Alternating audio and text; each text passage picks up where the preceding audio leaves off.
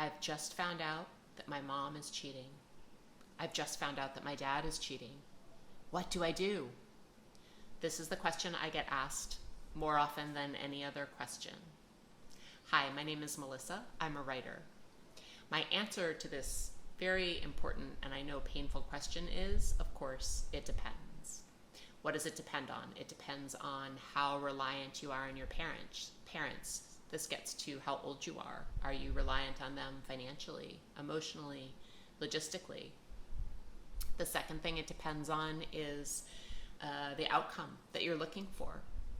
And the third thing that it depends on is what kind of relationship do you want with your parents?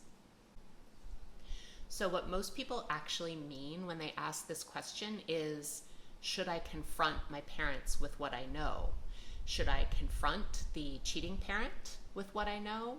Should I tell the betrayed parent what I know? And at the root of that question are two even more important questions, which are, can I make a difference? And do I have an obligation to do something with this knowledge that I have? And those are really hard questions. Okay, so now I've asked a lot of questions. So let's break it down and start to answer them. And I always like to start with the hardest question first, which is, do I have an obligation? So as a child of any age who has knowledge of a parent's affair, do I have an obligation to share that information with either the betrayed parent or the cheating parent? There are a lot of people in the infidelity community who will tell you that you do have an obligation, particularly to the betrayed parent, that you have an obligation to tell them that they are being cheated on. And in fact, if you don't tell them, you are betraying them and you're at risk for them being angry with you later on. As you might imagine, I struggle with this idea. Or the idea that any child has the obligation to meddle in their parents' relationship. And this is for three reasons. The first being that parental betrayal is also a wound for the child, no matter how old you are. And so to be asked to do something that puts you in the middle of your parents is a really tough thing to have to do. The second reason is that kids have the right and the need to love both parents, regardless of any bad behavior. And when the child is put in the role of truth teller or messenger, it often means by default they have to choose a side, which is not only a hard thing to have to do, but also, as the research has shown over and over again, the healthiest thing for a child is to let their parents work it out and to not be put in the middle of the two parents and their relationship.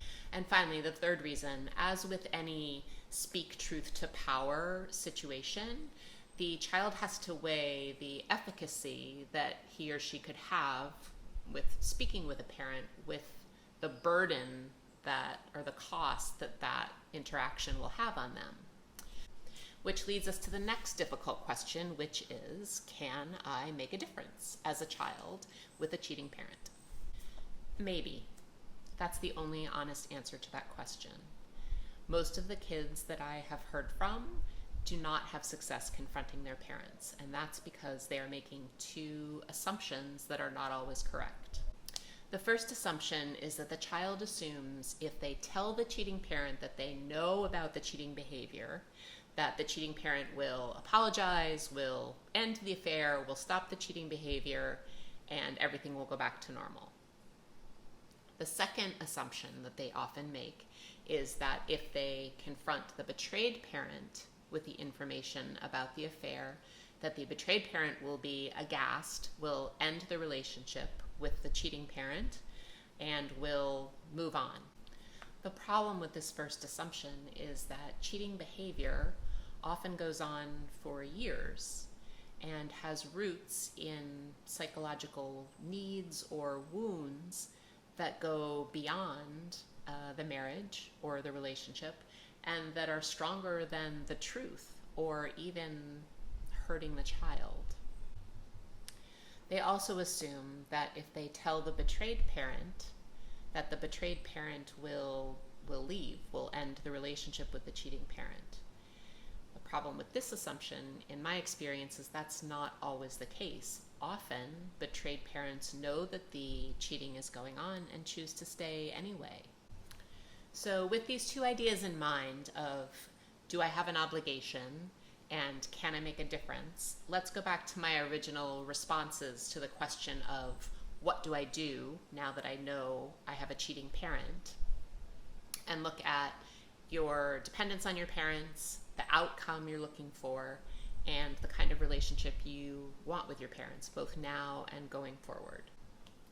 So the first thing to consider if your parents are supporting you is, do you feel safe confronting your parents? So if you are under age 18 or even over age 18, but still in your parents' house, still dependent on them financially, emotionally, even logistically, then it may not be right for you to confront your parents. It may not be safe. It may not be safe physically, emotionally, financially for you to do this. And if that's the case, you need to give yourself a pass, because safety first. Safety first, and remember that even if you confront your parents, it may or may not help. You may or may not have that kind of power as a child to influence your parents' marriage or relationship. At the end of the day, they are really the only ones who can make a decision about how they will move forward. Okay, second thing, outcomes. What outcome are you looking for? So I previously spoke about two outcomes that are commonly looked for, including that if you're honest about what you know about the affair, that your cheating parent will stop cheating, and or your betrayed parent will confront the cheating parent and they will change their relationship. So these are two really hopeful outcomes. It's also helpful to choose some outcomes that you have control over, because remember, you can't control your parents' relationship. So two other goals that might be helpful to think about are secrets. The burden of keeping a secret about a parent affair is heavy. And it may be that confronting your parents is more about releasing the secret from you. And that's okay. You don't have to control the outcome so much as you're controlling how you feel holding on to that secret versus not having to hold on to that secret. And another goal related to this is this feeling that you've done all that you can, that you know this information, and if you share it, at least you've done your part. And again, the trick here is letting go of any kind of outcome. Whatever you decide, also keep in mind that holding on to a secret, particularly holding on to a secret about parental betrayal, takes emotional labor. This is something that's in the research repeatedly. Having to decide what to do about a parental betrayal and or about a secret of parental betrayal is super taxing. So give yourself some grace for that. Another way to think about confrontation is, what kind of relationship do you want with your parents, both now and in the future? The research on parent infidelity is pretty clear that parental affairs can affect the relationship between parent and child, not only while the affair is going on, but into the future and into adulthood. So think about what kind of relationship you want with them. Do you want one where you're brutally honest with each other? Or is it better for your relationship if maybe you take a step back and you don't get so involved? Again, this is going to depend on your age, it's going to depend on your stage in life, and it's going to depend on what's healthy for you. At the end of the day, I hope I've communicated that there's no one right answer, that you have to do some combination of what you feel is best for you inside and what's best for your family. And it's a really hard question, so don't let anyone tell you that there's one simple answer, there's one right way, that if you don't tell your betrayed parent that you're a bad person. Don't let any of that affect how you make your decision. One final note is that a lot of kids think that they need to confront their parents so that life will go back to normal, like what it was before they found out about the betrayal, the cheating, and life won't go back to normal. You're going to have to carry this for a long time. And that's kind of why I'm here, is to help you figure that out, because it's hard. And it gets better. It gets way, way better, and you figure out how to deal with it. But I guess what I'm saying is, don't feel like the confrontation is the way to make everything get better and go back to normal, because it might be, but it might not be, and that's okay.